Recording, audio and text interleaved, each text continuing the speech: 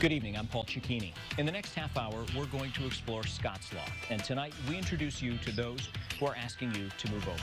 This is 30 Minutes. They say Craig Dittmar was the driver of the semi that hit Trooper Brooke Jones' Story. Christopher Lambert was responding to a crash when another vehicle hit him. Gerald Ellis died in a head-on crash when a driver going the wrong way hit his squad car. He's the third trooper killed this year. This is 30 Minutes Move Over with Paul Cicchini. Welcome to 30 Minutes Move Over, WCIA's look at Scott's Law, the requirement that you slow down and move over for any vehicle, first responder, tow truck, IDOT, or personal vehicle that has emergency or hazard lights activated. We've spoken with local and state law enforcement, the Secretary of State's office, and the co-owner of a towing company. You'll hear their stories ahead. But what inspired the next 30 minutes is loss. Illinois State Police Trooper Christopher Lambert was hit and killed on January 12th. It happened on Interstate 294. He was driving home from his shift when he pulled over to help with a three-car crash. That's when he was hit by a passing car. A man from Wisconsin was charged with a felony for hitting and killing Lambert. ISP Trooper Brooke Jones' Story was hit and killed on March 28th while inspecting a semi on U.S. Route 20. She was hit by a passing semi that didn't move over. 2 weeks later, the semi-driver accused of hitting Jones' Story was charged with 2 counts of reckless homicide. Jones' Story was a 12-year veteran of ISP. She was the second trooper to be killed as the result of a violation of Scott's Law this year. A third trooper, Gerald Ellis, was killed in a head-on crash 2 days after Jones' Story was killed. He was traveling home on I-94 when he was hit by a wrong-way driver. Ellis was an 11-year veteran of ISP.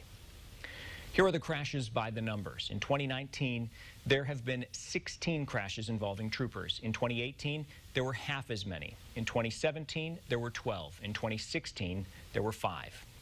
Enforcement of Scott's Law by state police has ramped up in the first 4+ months of 2019 compared to the same period last year. Between January 1st and May 12th, troopers have written more than 2,500 tickets. That's compared to 339 over the same time frame. In all of 2018, just 881 tickets were written for violations of Scott's Law. Hope, be careful, don't get shot, watch the people that you're around. She doesn't say that anymore. All she tells me now is be careful, watch out for traffic. A state trooper who was hit twice while pulling someone over on the side of the road says he's lucky he's here to share his story. But as Christie Batista explains, it's a special relationship within the force that has helped him through it all. Reverend Florine Scott has been a chaplain with Illinois State Police for 4 years. I have a listening ear. I have a shoulder. So a person can just come to me and talk, and I'm there for them. She's one of the first people they call after a crisis. So you could say she's a motherly figure for the troopers. My heart goes out to the families,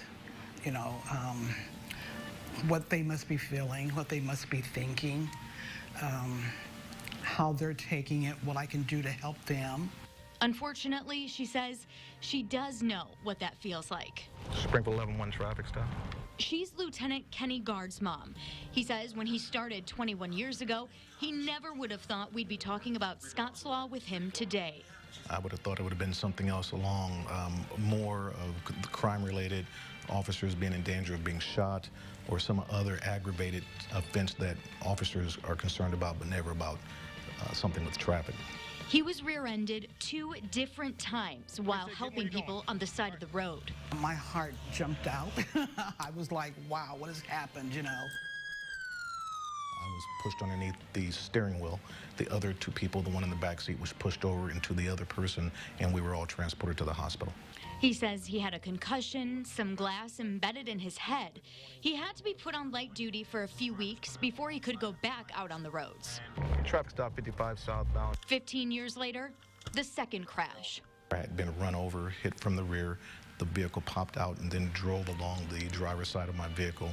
We went back and looked at that video, and we had counted. It was approximately 3 seconds from the time that I had gotten in my car to the time he had hit me and drove along the side of the car. So within 3 seconds, had I not been in that vehicle, it could have been a worse outcome.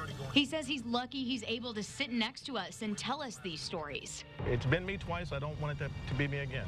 And he says he's seen bad driving habits all the time. And in the short amount of time we were out there with him, we saw it too.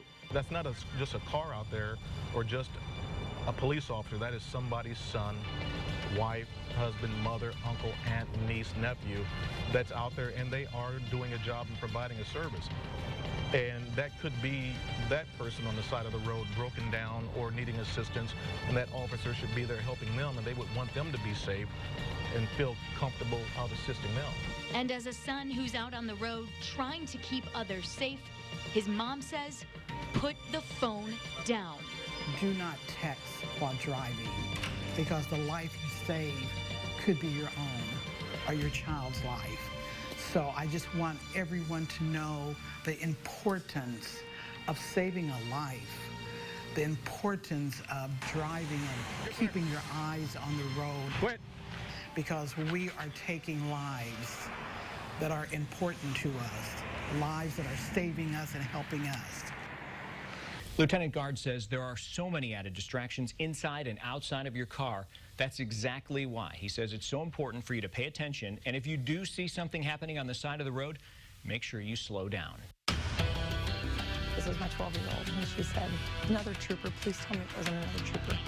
You may know her as Trooper Tracy. We're sitting down with Tracy Lillard to discuss the other side of her job with the state police.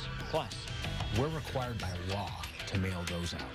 How the Secretary of State is giving drivers an extra reminder about Scott's Law.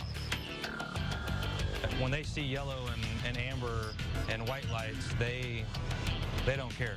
And we hit the road with a towing company to see firsthand how dangerous it is when you're broken down on the highway.